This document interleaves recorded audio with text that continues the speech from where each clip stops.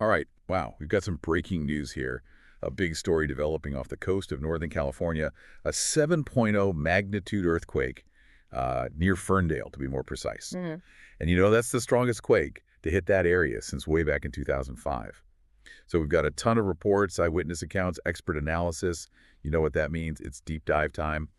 So we're going to try to figure out exactly what happened, why this particular earthquake is kind of freaking everybody out, Yeah.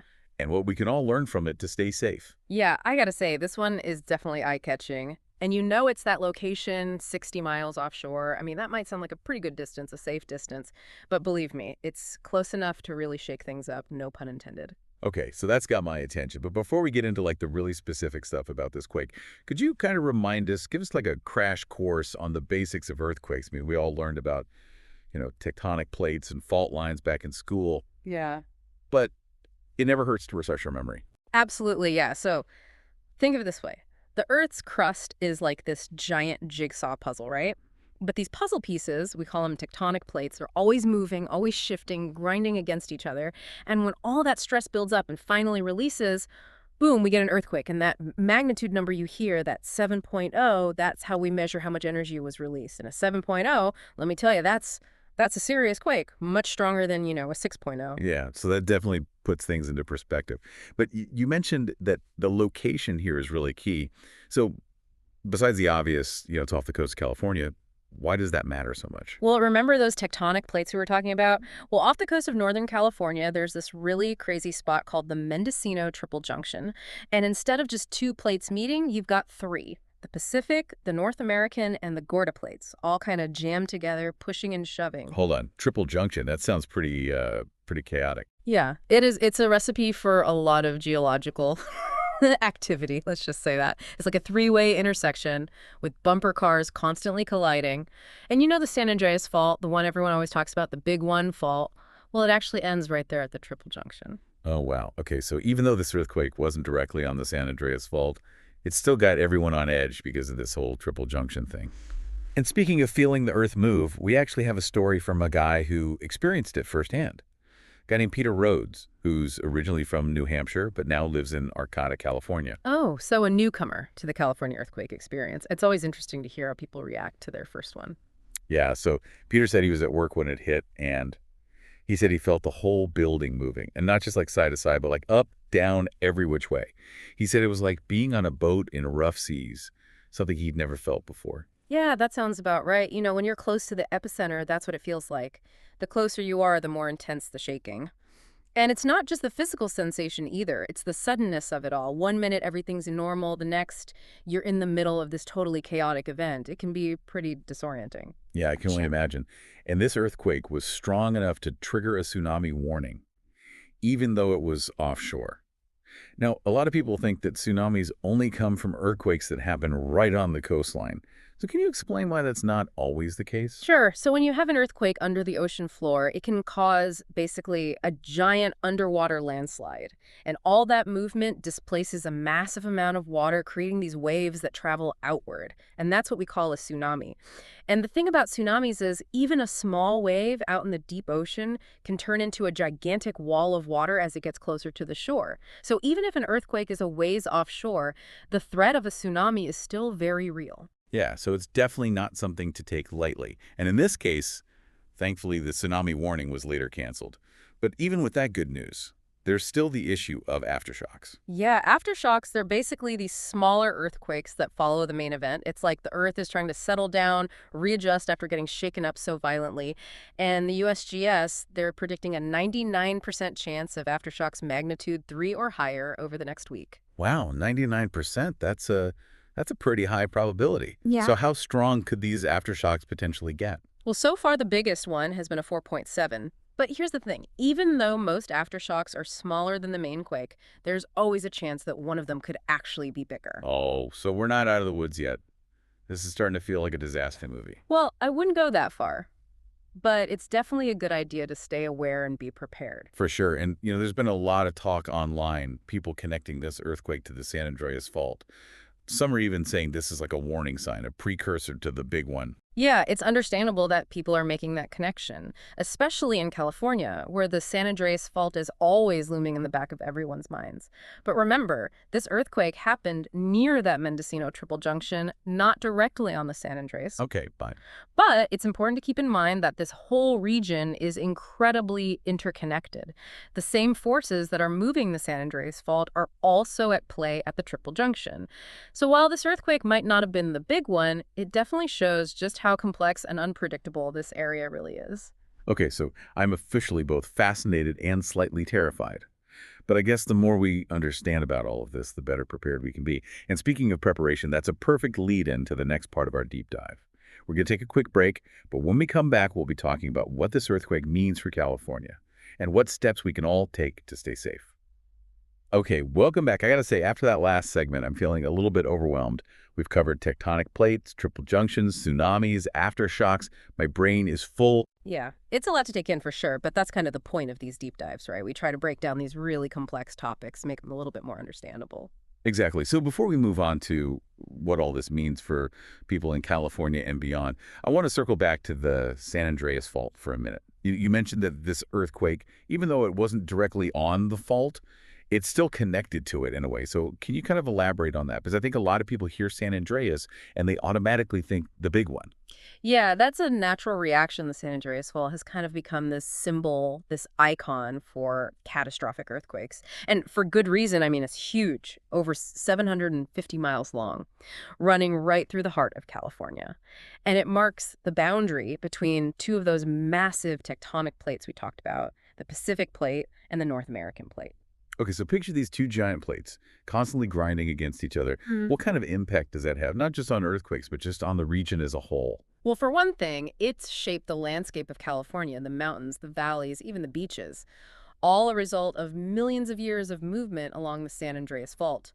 But of course, it's also responsible for some of the most powerful earthquakes in history. Right, and that's what has everyone worried about the big one, right? This hypothetical earthquake along the San Andreas Fault that could really devastate California. Exactly. And while we can't say exactly when or where the next big one will hit, we do know that it's not a matter of if, it's a matter of when. So even though this recent 7.0 earthquake wasn't the big one, it's still a reminder that the threat is very real. Absolutely. And it just highlights how interconnected this whole system is. Think of it this way. The San Andreas Fault is like this major highway, and the Mendocino Triple Junction, it's like a busy off-ramp.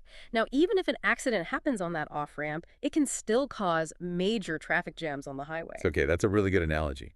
So this 7.0 earthquake happening on that off-ramp is still sending shockwaves throughout the whole fault system. Exactly. And those shock waves, they can trigger other earthquakes or even influence when future earthquakes might happen along the San Andreas Fault.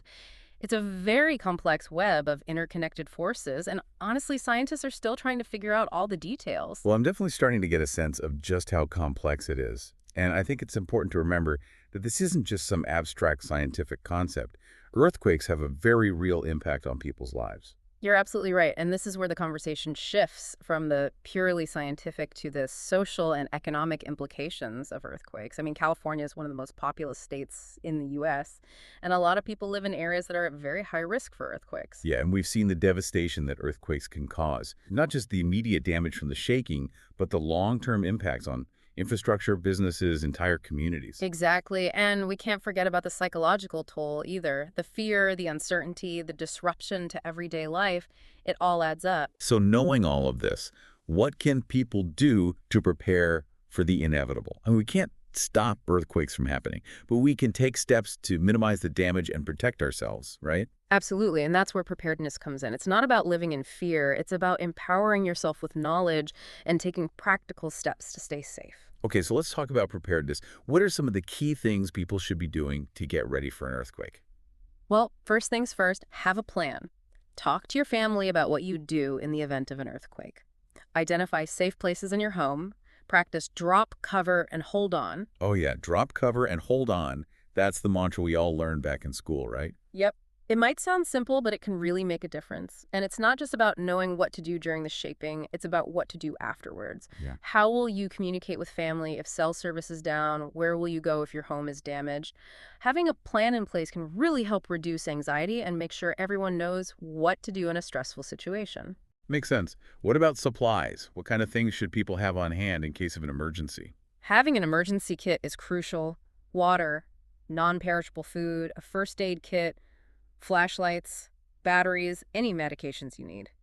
It's also a good idea to have some cash on hand because ATMs might not be working. Stuff packing for a camping trip, but indoors. So we've got our plan, our kit.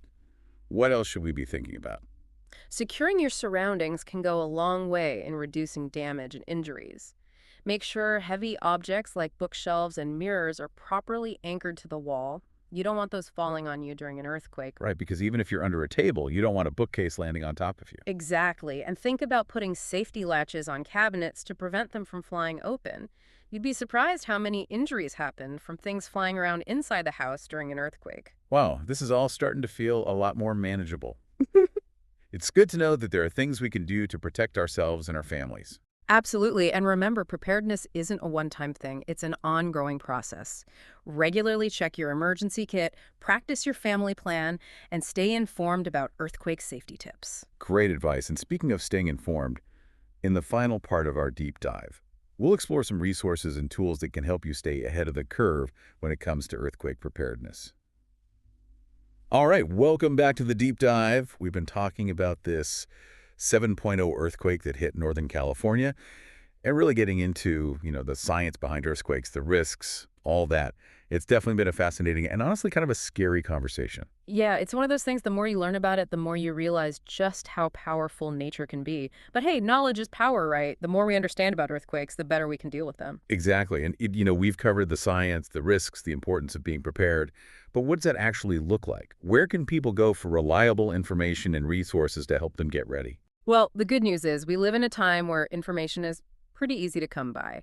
There are some really great organizations out there dedicated to earthquake preparedness, like the USGS, the United States Geological Survey. Their website is a fantastic resource. Yeah, I've checked out their website before, and I gotta say, it's a lot to take in. Do you have any tips for navigating it, finding the stuff that's most relevant for someone who's just starting to think about earthquake preparedness? Definitely. So look for the sections that are specifically geared towards the public. They usually have simpler explanations and easy to follow guides. Like they have a whole section on creating an earthquake safety plan for your home and family. And you mentioned earlier how important it is to have a communication plan, especially if cell service is disrupted. Any advice on that? One thing I always recommend is setting up an out-of-area contact, so like a friend or family member who lives in a different region. That way, if local communication is down, everyone in your family can check in with that one person and let them know they're okay. Oh, that's a really good idea. So it's like a central hub for everyone to report to. Yeah. What about emergency supplies? We talked about having a kit.